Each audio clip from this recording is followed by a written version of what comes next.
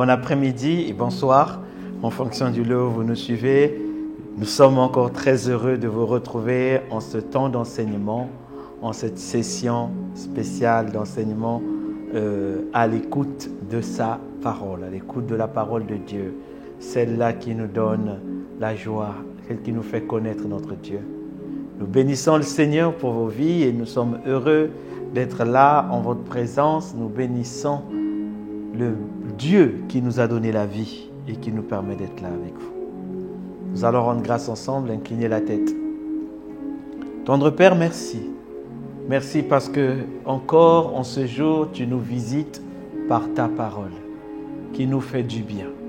Ô Seigneur Jésus, éclaire-nous, parle-nous. Nous sommes heureux d'être devant toi. Illumine les yeux. Seigneur, fais-nous marcher dans la connaissance de ta parole et transforme nos vies. Que nous puissions écouter cette parole et que cette parole, Seigneur, puisse changer à jamais nos vies. Dans le nom de Jésus, glorieux Saint-Esprit, enseignant par excellence, prends le contrôle maintenant et parle. Révèle la vérité au nom de Jésus. Amen. Alors, bonjour encore. Je bénis Dieu pour vos vies. Je bénis Dieu pour l'équipe qui travaille avec nous dans la réalisation de ce programme à l'écoute de la parole. Et nous sommes là pour vous et nous sommes là pour vraiment partager avec vous ce temps de parole, de méditation, d'enseignement, de prière, de déclaration prophétique afin de nous ramener encore plus proches de Dieu, à mieux connaître notre Dieu. Ainsi dit, je bénis votre église, je bénis là où vous communiez. Si vous n'avez pas d'église, ce n'est pas bon. Il faut aller dans une église car il est important d'aller dans une église. Je bénis vos pasteurs, je bénis vos pères dans la foi, je bénis les miens aussi. Je rends grâce à Dieu pour leur vie et que le Seigneur les fasse avancer dans l'œuvre du Seigneur. Alors, depuis quelque temps, nous avons commencé donc cette nouvelle série qui est rechercher premièrement le royaume et la justice de Dieu. Et nous avons déjà commencé depuis quelque temps. Nous sommes toujours dans l'introduction. L'introduction, c'est de comprendre pourquoi Jésus a dit rechercher premièrement le royaume des dieux, le royaume et la justice de Dieu. Et pour cela, nous sommes revenus dans ce qu'on appelle le sermon sur la montagne, la plus longue prédication ou enseignement de Jésus-Christ qui a été écrit dans les évangiles, et comprendre pourquoi il a atterri à rechercher premièrement le royaume et la justice de Dieu. Et nous avons déjà vu beaucoup de choses depuis. Nous avons parlé de la bonne attitude au sein du royaume, des limites de la loi. Nous avons parlé du monde, de ce qui était dans le monde, la convoitise des yeux, la convoitise de la chair et l'orgueil de la vie. Nous avons vu des attitudes qui ne reflètent pas ce que Dieu attend de nous et comment surtout le Seigneur aimerait qu'on prie pour dire que ton règne vienne. Aujourd'hui, nous allons poursuivre toujours dans Matthieu 6. Après avoir parlé des 3 fils de la corde qui ne peut pas se rompre, comme avait dit Salomon dans le livre des Ecclésiastes, que la file à 3 cordes est difficile de se rompre.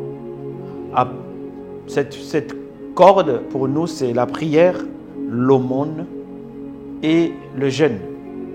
Donc, quand vous priez, quand vous faites l'aumône et quand vous jeûnez, la vie d'une chrétienne doit être associée à cela. Vous devez apprendre à donner et à toujours donner, autant que Dieu vous permet, donner. La Bible dit qu'il vous donne, que vous ayez assez afin d'aider aussi les autres. Donnez à qui? Aux pauvres, donnez aux veuves, donnez. Deuxième chose, c'est prier. Et comment il faut prier? Pas pour être vu. On ne donne pas aussi pour être vu. La main gauche donne, la main droite ne sait pas. Et troisième chose, jeûner. Jeûner non pas aussi pour être vu. Jeûner dans le silence, jeûner. Personne ne peut savoir que vous jeûnez. Si je peux me tenir debout devant vous, si je gêne ou je ne gêne pas, vous ne devez pas dire on dirait il gêne, on dirait il gêne pas. Tout doit être normal parce qu'on ne gêne pas pour plaire à un homme. On ne gêne même pas pour demander quelque chose à Dieu. On gêne pour assujettir notre propre chair et pour le Seigneur, pour lui montrer qu'il est au-dessus, il est plus important que ces choses, la nourriture et les autres choses charnelles. Alors nous allons poursuivre aujourd'hui dans Matthieu 6. Aujourd'hui nous allons parler des trésors dans le ciel. Les trésors dans le ciel. Nous allons lire ensemble Matthieu 6 du verset 19 jusqu'au verset 24. Mais le verset 24 introduira notre prochaine session. 19 au 24. Alors, que dit la Bible?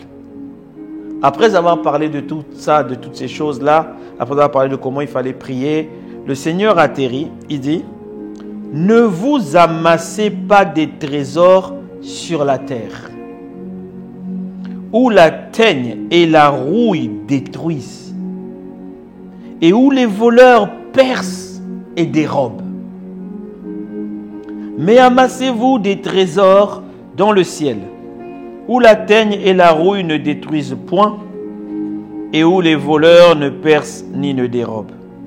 Car là où est ton trésor, là aussi sera ton cœur. Il dit: l'œil est la lampe du corps. Si ton œil est en bon état, tout ton corps sera éclairé. Mais si ton œil est en mauvais état, tout ton corps sera dans les ténèbres. Si donc la lumière qui est en toi est ténèbres, combien seront grandes ces ténèbres? Nul ne peut servir deux maîtres à la fois. Il haïra l'un et il aimera l'autre, ou il s'attachera à l'un et méprisera l'autre. Vous ne pouvez servir Dieu et mammon. Logiquement, le verset 24, dans certaines Bibles, c'est découpé, mais le verset 24, ce sera pour notre prochaine session, à l'introduction de la prochaine session. Mais vous allez comprendre pourquoi. On va revenir déjà, on va le découper en deux. La première partie, c'est le Seigneur dit: ne vous amassez pas des trésors sur la terre, où la teigne et la rouille détruisent et où les voleurs percent et dérobent. Ne vous amassez pas des trésors sur la terre, mais amassez-vous des trésors dans le ciel, là où la teigne et la rouille ne détruisent point et où les voleurs ne percent ni ne dérobent. Car là où est ton trésor, là aussi sera ton cœur. Vous voyez, le Seigneur parle qu'il y a plusieurs types de trésors. Les trésors, ce sont les lieux, dans le mot grec, ce sont les lieux où vous venez garder ce qu'il y a de la valeur pour vous. Il dit: ne vous amassez pas de trésors, parce que la vie dans ce monde, la justice de ce monde, emmène les gens à travailler pour s'amasser des trésors sur la terre. Mais vous connaissez tous l'histoire de cet homme dans la Bible qui dit qu'il a amassé assez de trésors pour vivre aussi longtemps. Maintenant, il peut vivre sans travailler. Et un ange vient même lui dire à ce moment-là que cette nuit même, ta vie te sera retirée.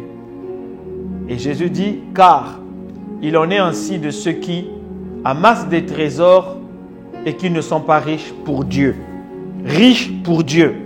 C'est-à-dire, amasser les trésors, beaucoup de gens ont mis leur vie à la recherche des trésors de cette terre. Nous en avons parlé dernièrement. Les cœurs sont attachés à vouloir amasser le maximum, argent, biens matériels et autres. Ils figurent donc à la recherche des choses là qui font le bien sur la terre. L'argent, ce n'est pas mauvais. Je le dis encore, l'argent n'est pas mauvais. Dieu n'est pas contre l'argent. Oui, Dieu n'est pas contre l'argent. Salomon a dit: l'argent règle un grand nombre de maux. Et c'est vrai, mon frère. Quand on va travailler pour gagner de l'argent. Vous voyez, une journée à 24 heures. Normalement, on doit dormir 8 heures, si vous dormez 8 heures. Si vous retirez 8 heures, il va rester 16. Dans les 16 heures qui vous restent, vous vous levez le matin si vous travaillez, prenez au moins 1 heure à vous préparer pour aller travailler. Si vous êtes dans un pays occidental, vous allez prendre au moins 1 heure de transport ou 45 minutes. Bon, arrondissons à 1 heure. Vous allez travailler 8 heures de temps. Pour ceux qui ont un travail normal, 8 heures de temps. Donc, on va passer plus 8. On est à 10. On va prendre 1 heure de pause pendant qu'on est là-bas au travail. Ça fait 11. Et on va peut-être prendre 1 heure de retour. Ça fait 12 à la maison. Donc, lorsque on enlève 12 heures sur les 16 qui restent, parce qu'il y a 24 heures dans une journée, 23 heures 56 minutes 54 secondes, je crois, exact, ce qu'on appelle l'heure exacte, mais 24 heures en général. Quand on enlève 8 heures pour dormir, on enlève 12 heures qui consistent à aller travailler il ne nous reste que 4 heures. En gros, c'est dans les 4 heures-là que l'on devient un peu plus intelligent que les autres, s'il faut le dire. Celui qui veut lire, lit. Celui qui veut faire les discussions, les commérages au téléphone. Ce sont ces 4 heures qui font la différence dans la vie d'un homme. On n'est pas dans un enseignement sur la planification du temps, mais les 4 heures-là qui restent font la différence de celui qui demain va être à un certain niveau, d'autres non. Celui qui va acquérir plus, celui qui prend le temps d'écouter. Voilà pourquoi ce programme est de 30 minutes afin de vous permettre de l'écouter même pendant les transports. Mais je reviens sur les 12 heures du travail. Si 12 heures de travail consistent à aller chercher l'argent, parce qu'on va travailler, parce qu'on va être payé à la fin, ça veut dire que plus de la moitié de notre journée consiste à aller chercher de l'argent. Et le tiers de notre vie à dormir. La moitié de notre vie consiste à chercher l'argent. Le tiers à dormir. Le tiers, c'est 8 heures sur 24. Et le reste, c'est pour faire autre chose. Ça veut dire que Dieu est porté au regard de ce que nous faisons financièrement. Donc, voilà pourquoi les hommes, vu que la plus grosse partie de notre temps est, entre guillemets, activée pour aller chercher de l'argent, beaucoup de gens vont s'amasser de cet argent afin de moins travailler et d'avoir du repos. Et les cœurs vont être tournés vers cela. Et la Bible dit quoi? Ne vous amassez pas des trésors sur la terre, là où la teigne détruise, mais amassez-vous des trésors dans le ciel, là où la teigne ne détruise pas. Ça veut dire quoi, amassez-vous des trésors dans le ciel? Amassez-vous des richesses dans le ciel. Mais le ciel, c'est là où nous irons. Ça veut dire, amassez-vous des choses qui vous garantissent une meilleure vie au ciel. Et ce qui est merveilleux avec la parole de Dieu, c'est que ces trésors qui vous garantissent les bonnes choses dans le ciel vous garantissent aussi des bonnes choses sur la terre. Or, si vous faites l'inverse, vous commencez à amasser les trésors sur la terre, au ciel, vous n'en aurez pas. À dire que là-bas, c'est l'éternité. Il dit, commencez à vous amasser des trésors dans le ciel, et sur la terre, vous aurez un impact, parce que le spirituel est plus grand. Je m'explique, je sais que là, vous posez des questions. Il dit, car là où est ton trésor, là aussi sera ton cœur. On revient sur l'affaire de cœur. Là où est ton trésor? Si ton trésor se trouve dans le ciel, ton cœur sera aussi attaché aux choses du ciel. Si ton trésor se trouve sur la terre, ton cœur sera attaché aux choses de la terre. Suivez, là on est en train de rentrer maintenant dans les choses profondes. Même la prochaine session, il faudrait suivre ce qu'on dit là. Sinon vous ne comprendrez pas la prochaine session d'où viennent tous les problèmes qu'on rencontre sur la terre. Il dit, car là où est ton trésor, là aussi sera ton cœur. Il poursuit, il dit, l'œil est la lampe du corps. Au départ, quand on lit, on dit, mais où est le lien? Oui, il y a un lien. Là où est ton trésor, là aussi sera ton cœur. N'oubliez pas ce que la Bible dit dans le livre de Proverbes 4 au verset 7. La Bible dit, la Bible dit dans le livre de Proverbes que fais de l'Éternel tes délices, il te donnera ce que ton cœur désire. Ça veut dire que lorsque tu te mets à chercher Dieu, lui qui est dans le ciel, sur la terre, il te donnera les choses de la terre. Mais de plus que tu l'auras trouvé lui qui est dans le ciel, il te donnera les choses sur la terre. Voilà pourquoi on dit, là où est ton trésor, là aussi sera ton cœur. Si tu aimes Dieu, ton cœur sera attaché à Dieu. Si tu trouves qu'en Dieu, il y a ton trésor dedans, les choses que tu as besoin se trouvent en Dieu, il dit ton cœur aussi sera là-bas. Mais si tu penses que les choses dont tu as besoin se trouvent sur la terre, tu vas t'attacher aux choses de la terre. Alors il explique comment cela se passe. Il dit, l'œil est la lampe du corps. Je vous ai déjà dit que le mot œil, on l'a étudié il y a quelques sessions. Quand on dit si ton œil droit t'emmène à pécher, arrache-le. Ça ne veut pas dire l'œil. On n'a jamais vu quelqu'un qui s'est arraché l'œil parce que ça le menait à pécher. Non. L'œil, c'est l'organe qui te permet d'avoir la connaissance autour de toi, de savoir que ici, derrière moi, il y a une lumière, ainsi ici, il y a des fleurs. C'est cet organe qui nous donne la connaissance. Alors il dit, si l'œil est la lampe du corps, si ton œil est en bon état, tout ton corps sera éclairé. Ça veut dire que si la connaissance que tu as est une lumière pour ton corps, la connaissance que tu as est une lampe pour ton corps. Mais la connaissance vient d'où? De ce que tu apprends. Voilà pourquoi la Bible dit, dans le livre de Proverbes 4 au verset 7, « Voici le commandement de la sagesse.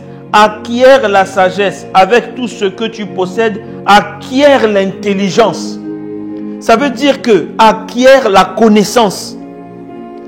Parce qu'avec tout ce que tu as, cherche à connaître qui? Les choses qui sont dans le ciel. Qui? Dieu. Parce que quand tu connais Dieu, il va apporter une lumière dans ta vie. Il va mettre la lumière au-dedans de toi. La lumière va t'éclairer, va te donner plus d'intelligence. Plus. Il est dit dans la parole, dans le livre du psaume 119 au verset 130, la révélation de tes paroles, donc la connaissance révélée de tes paroles éclaire, elle donne de l'intelligence au simple. Ça veut dire que quand on dit l'œil est la lampe du corps, ça veut dire que la connaissance que tu dois avoir va éclairer ta vie. Et elle vient d'où? Elle vient de la connaissance que tu as de Dieu qui est dans le ciel. C'est comme ça que l'on s'amasse des trésors dans le ciel. On apprend à connaître Dieu. Et Dieu te dira, fais comme ci, fais comme ça sur la terre. Et les richesses de ce monde vont commencer à venir vers toi. Mais lorsque, il continue, il dit, si ton œil est en bon état, ça veut dire que si ta connaissance, elle est bien celle que la Bible dit, il dit, tout ton corps sera éclairé. Tout ton corps sera éclairé. Tout ton être sera éclairé. Mais elle est éclairée pourquoi? Parce que la Bible t'apprend. Il continue au verset 23. Mais si ton œil est en mauvais état, donc si la connaissance que tu as est mauvaise, elle est tournée vers la justice de ce monde, elle est tournée vers les pratiques de ce monde. Il dit, ça veut dire quoi? Tout ton corps sera dans les ténèbres.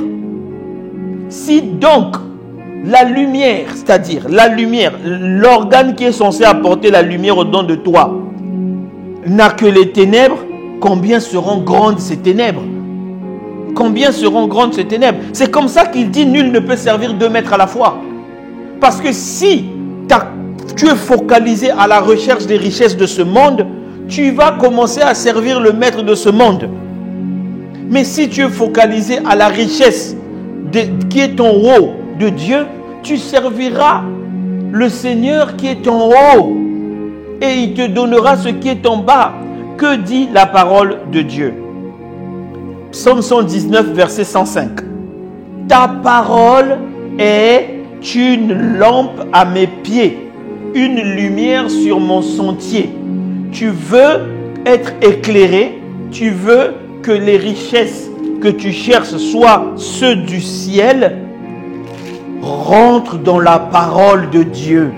Elle est une lampe qui éclaire, d'où le fait qu'ils disent que l'œil est la lampe.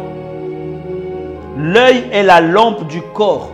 Donc, la connaissance que toi tu as de ton corps doit venir de la grande lumière dont il est écrit dans le psaume 119, verset 105. Ta parole est une lampe à mes pieds et une lumière sur mon sentier. Ça veut dire que quand tu plonges dans la recherche de la parole de Dieu, tu auras des solutions qui vont éclairer tout ton être et qui vont éclairer aussi ta vie sur terre. En recherchant, en plongeant dans la parole, en utilisant l'organe de la connaissance que tu as, au lieu de regarder. Mais combien de personnes recherchent leur solution sur la terre. Regarde-moi, je parie que tu es l'une d'elles. Je parie que quand tu as un problème, la Bible dit dans le livre, je crois, de 1 Corinthiens 2, verset 14 ou 15, l'homme spirituel juge de tout, car c'est spirituellement qu'il en juge. Ça veut dire que nous sommes souvent des personnes qui, lorsqu'il y a un problème sur la terre, notre premier réflexe, c'est de chercher une solution terrestre. Ça veut dire que nos yeux, l'objet de notre connaissance, est en train de chercher dans quoi? Dans ce qui est terrestre, dans ce qui a la rouille, dans ce qui est ruiné. Au lieu d'aller plonger dans la parole en disant, bon, cette situation est arrivée où, à quel moment, à quel endroit et comment Dieu l'a gérée. Comment Dieu le fait. Et c'est ainsi que tu vas avoir la lumière pour tout le corps. Tu vas... Ce que je veux te dire, c'est que la lumière dont la Bible parle, les trésors, c'est lié. Ne vous amassez pas des trésors sur la terre, là où les voleurs volent et tout, les termites ruinent, mais amassez-vous des trésors dans le ciel. Comment? Faites de l'Éternel vos désirs. Il vous donnera ce que son cœur, ce que votre cœur, faites de l'Éternel vos délices, il vous donnera ce que votre cœur désire. Ok, comment je fais de l'Éternel mes désirs? Utilise l'œil qui est la lampe de ton corps. Quoi? L'œil, l'organe de connaissance. Prends ta connaissance. Proverbe dit, avec tout ce que tu as, recherche la sagesse. Avec tout ce que tu possèdes, acquiert l'intelligence. Va chercher l'intelligence où? Dans la parole qui est la lampe aux pieds. Ta parole est une lampe à mes pieds, une lumière sur mon sentier. Ça veut dire, pourquoi une lampe à mes pieds? Parce que je dirige mes pas en fonction de la lampe qui est à mes pieds, c'est-à-dire la parole. Je fais mes choix en fonction de la lampe qui est à mes pieds, la parole. Quand tu fais ça, tu seras en train de t'amasser les trésors dans le ciel. Ce que tu seras en train de faire sera en train de faire grandir ton compte bancaire. Tes actions seront en train d'accroître. Il est vrai que nous avons souvent prêché cette parole en disant les trésors dans le ciel, par exemple, c'est le salut des âmes, gagner les âmes. C'est bien, ça c'est la vie fonctionnelle. Ça c'est la vie fonctionnelle. Mais le trésor, la Bible dit, le véritable trésor reste la parole de Dieu. La parole de Dieu qui est mise en action. C'est ça les trésors. C'est ça les trésors. Il dit, quand vous ferez ça, vous ne serez pas focalisé sur ce qui est sur la terre. Vous ne ferez pas focaliser sur les problèmes qui existent sur la terre. Conclusion, vous ne servirez pas de maître. Un coup, vous êtes en train de prier, oh Dieu, oh Dieu, oh Dieu. Un coup, vous commencez à chercher l'argent. Il faut que j'ai l'argent, il faut que j'ai ceci, il faut que j'ai cela. C'est comme ça que dans la prochaine session, vous allez voir que naissent les inquiétudes dans la vie des hommes. Oh, je vous annonce dans la prochaine session. C'est comme ça que naissent les inquiétudes dans la vie des hommes. Voilà pourquoi le prochain verset dit, ne vous inquiétez donc pas. Parce que nous sommes en train constamment de diriger nos recherches, de diriger nos repas, non pas en fonction de l'œil. L'œil, notre connaissance n'est pas fonction de ce que la lumière de la parole nous éclaire. Les solutions qu'on a, on va toujours... Je demandais le conseil à un tel parce que lui, il a fait ça. Une fois de plus, on se tourne. Je demandais le conseil à un tel parce que lui, il a fait ça. Mais tu as vu, le business d'un tel marche. Mais qu'est-ce que la Bible te dit? Parce que si ton œil est ténèbre, si ton œil est en train de chercher ce que le monde offre, ce que la justice de ce monde offre, tout le reste de ta vie ne sera que ténèbres. Tu échoueras et tu continueras à échouer et tu vas pleurer. Bien qu'étant dans le Seigneur, tu vas pleurer. Alors les hommes ne cherchent pas à connaître Dieu. Ils ne cherchent pas à lire la parole. Et ils se plaignent, se plaignent, se plaignent. Vous allez voir, dans la prochaine session, nous allons parler des inquiétudes. Comment naissent les inquiétudes? Comment naissent les inquiétudes? On s'inquiète pour tout et pour rien. Voilà comment on a des rides, on vieillit. Parce que nous ne tournons pas nos cœurs à la recherche de la véritable lumière qui est la parole de Dieu. La révélation de tes paroles est claire. Elle donne de l'intelligence au simple. Ça veut dire que quand je connais ce que Dieu dit, sur la terre, on me trouvera intelligent. Que tu ne m'aimes pas, si je regarde à ce que Dieu dit, sur la terre, je serai intelligent. Quel est ton niveau? Toi-même, pose-toi la question. Combien de fois un problème t'est arrivé sur la terre et ta réaction a été d'abord de regarder sur la terre? Non, souvent en cours, on dit que Dieu, on a même fait de Dieu un menteur. Dieu n'est pas menteur, il n'est pas un homme pour mentir. On a fait des pasteurs des menteurs. Non, mais ton œil, c'est ton œil à toi-même. C'est ta connaissance à toi-même. Mon peuple périt parce qu'il lui manque la connaissance. Il lui manque la connaissance. Tu as rejeté la connaissance et je te rejetterai. Tu t'attaches à la connaissance du monde, à comment le monde fonctionne parce que tu crois que ça marche. Mais regarde ce que Dieu dit. Cherche dans la parole. Cherche et tu trouveras des réponses. Tu trouveras des réponses. Comment mieux gérer ton temps? Comment déléguer? Dans le livre d'Exode, Jéthro a donné le système de délégation. Tu es un manager, tu ne sais pas comment déléguer. Tu te dis oui, mais comment je vais déléguer? Comment je vais faire? Jéthro a dit à Moïse, choisis tant de personnes, mais prie pour eux, qu'ils aient le même esprit que toi, des personnes sages, des personnes respectueuses, ayant une bonne réputation. Mais c'est la même chose qui a été donnée dans Actes, le livre de Actes 6 ou Actes 7. Choisissez parmi vous 7 personnes, craignant Dieu, ayant le Saint-Esprit sur eux, ainsi de suite, afin qu'ils se servent. Mais le principe de délégation est déjà donné. Tu n'arrives pas, tu es saturé par tes problèmes parce que tu ne délègues pas. Ça, c'est pour toi que je parle.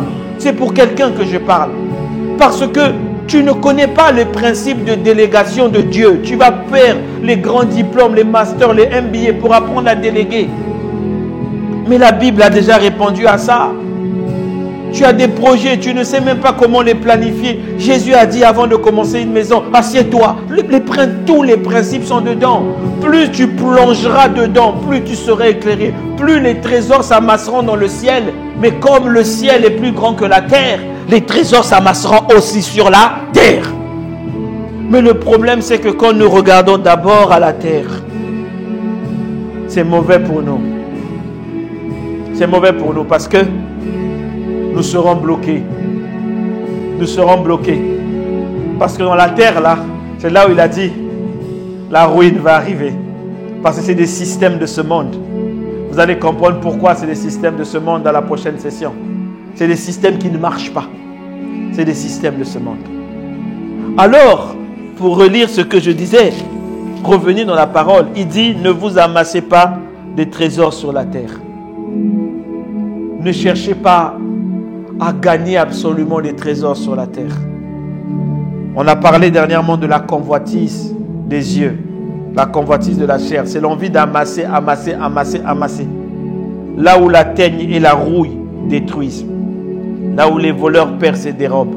Ça veut dire que quand tu commences à chercher ces trésors-là sur la terre, les trésors qui ont pour origine la terre, les systèmes de ce monde, il dit, à la fin, ça sera détruit.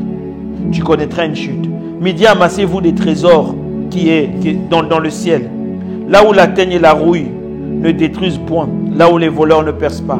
Ça veut dire que quand ton trésor est un trésor que tu as amassé par rapport à ce que Dieu te dit, par rapport à la révélation de la parole que tu as reçue, à la direction divine, à la vision de Dieu pour toi, les montagnes vont descendre. La Bible dit c'est la bénédiction de l'Éternel qui enrichit et qui ne se fait suivre d'aucun chagrin. Ça veut dire que ces trésors-là vont tenir. Elles tiendront ici sur la terre, mais bien aussi dans le ciel, parce qu'elles ont été bâties depuis le ciel. Il dit, car là où est ton trésor, là aussi sera ton cœur. Nos cœurs sont pour Dieu. Aime Dieu de toutes tes forces, de toute ton âme, de tout ton cœur. Donc, il faut que nos cœurs soient à la recherche de ce que Dieu dit, ce que Dieu veut. Nous devons analyser les choses dans ce que Dieu veut. L'œil est la lampe du corps. Et si ton corps est en bon état, tout si ton œil est en bon état, tout ton corps sera éclairé. La connaissance, que notre connaissance soit basée sur la parole. Parce que l'œil est synonyme de connaissance. Là, on devait dire que ce verset-là, autrement dit, la connaissance est la lampe du corps. Si ta connaissance est en bon état, tout ton corps sera éclairé. Ton niveau de connaissance de Dieu. Mais si ta connaissance est en mauvais état, tout ton corps sera dans les ténèbres. Parce que tu agis en fonction de ce que tu connais. Vous connaîtrez la vérité, elle vous rendra libre. Or, la vie éternelle, c'est qu'ils te connaissent, toi le vrai Dieu. Il dit, si cette connaissance est ténébreuse, il n'y aura rien, tu n'auras rien. Si donc, ce qui devait être la lumière au-dedans de toi est devenu ténèbres, combien seront grandes ces ténèbres? Combien seront grandes? Alors, orientons désormais nos pensées, nos recherches de solutions, non pas dans ce que le monde fait.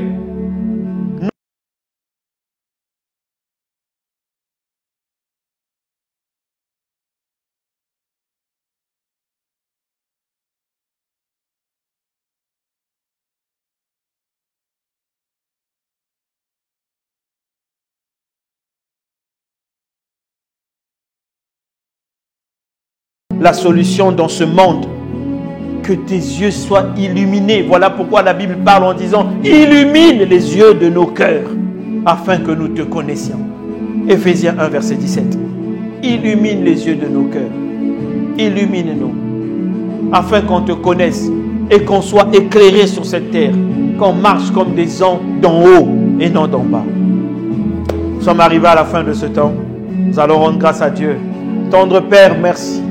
Illumine vraiment les yeux de nos cœurs, que nous puissions te connaître toi, afin de bâtir selon le modèle qui nous a été montré où dans le ciel, afin de te connaître toi et que toi tu éclaires nos sentiers sur la terre.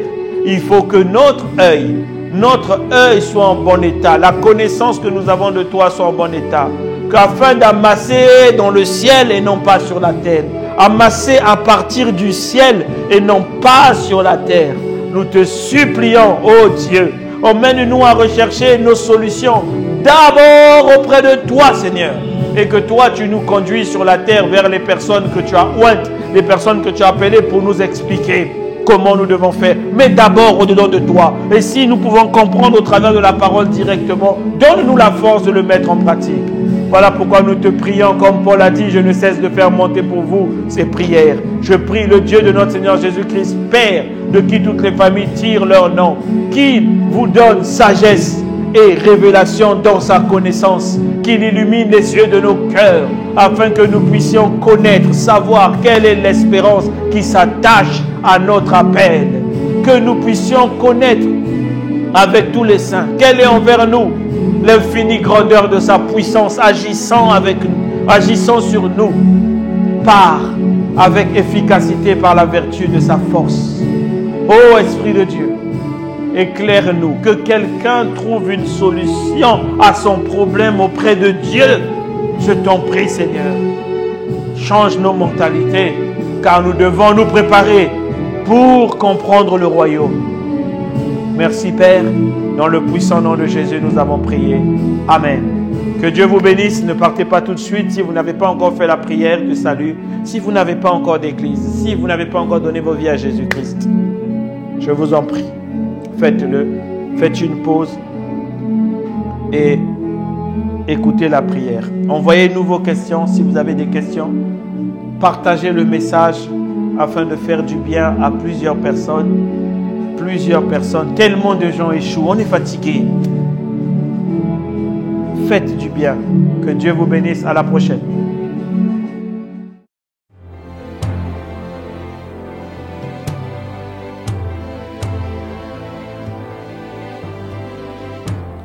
Ô Seigneur Dieu, je crois en ton Fils Jésus-Christ. Je crois qu'il est mort pour moi et que Dieu l'a ressuscité d'entre les morts. Je confesse de ma bouche que Jésus-Christ est le Seigneur de ma vie dès maintenant et pour toujours. Je donne ma vie à Jésus-Christ dès aujourd'hui et j'ouvre mon cœur par la foi et reçois le salut. Je reçois maintenant la vie éternelle dans mon esprit. Merci Seigneur d'écouter ma prière. Mes péchés ont été lavés par le sang de Jésus.